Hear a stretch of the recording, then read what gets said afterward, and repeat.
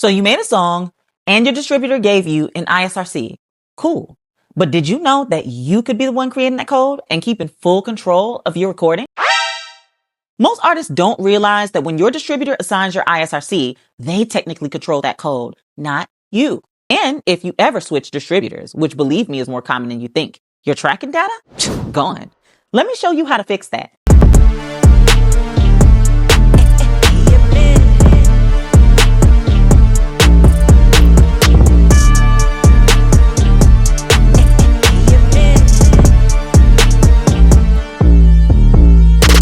Hey, for those of you who don't know me, my name is LoNdoN, music producer and your guide to the music business, minus all the gatekeeping. If this sounds like it could be helpful to you, then please subscribe to the channel. I have a lot more content where this came from, and I'll be loading lots of resources to help keep you paid in our community. You can also follow me and my brother Zen for more artist tips and music on YouTube, IG, and TikTok. Let's get right into it. So here's what happens. You upload your track, your distributor auto assigns an ISRC, and you just move on thinking that it's all good. But that code is tied to their system, not your career. If you re-release that same song through another distributor, it'll get a brand new ISRC. And that means that your streams, your plays, and your royalties might look like two separate songs. And that's not okay, y'all. That makes things messy for the streaming platforms. And not only does it do that, but it creates confusion for your PRO, which ultimately leads to you not being paid. But here's the thing. You can create your own ISRCs. You can actually become your own ISRC manager. No, it is not just for labels. It is for you, the independent artist. And that's why I'm here. So we're going to go to usisrc.org. That is the official Riot site, and apply for what's called a registrant code. There is a one-time fee of $95. I know y'all, but just hear me out. It's one time.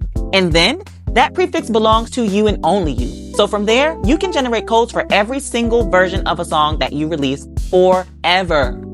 Here's why this move matters. First, ownership, guys. Your code belongs to you, and that's true even if you switch distributors. Second, consistency. Your music stays linked under one identity. Third, professionalism.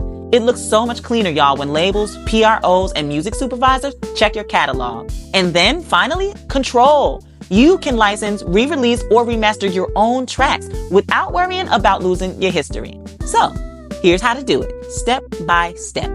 Let's log on to usisrc.org. If you did a little research, you may happen to know that each ISRC code is broken down into a unique identifier, prefix, year, and designation code. Once approved, you will be assigned to get your own unique prefix. And now that you have this prefix, you can use it to create ISRCs for every new release. Remember to keep that spreadsheet, y'all. And as a bonus for my subscribers, I've already done the dirty work for you. So I'm going to be uploading this document to our community page. Anyway, at the end of the day, your ISRCs are like digital fingerprints. They identify your recordings across the world. And if you don't own them, you don't fully control how your music is tracked or paid. So take the extra step, guys. Own your codes, own your catalog, and own your career.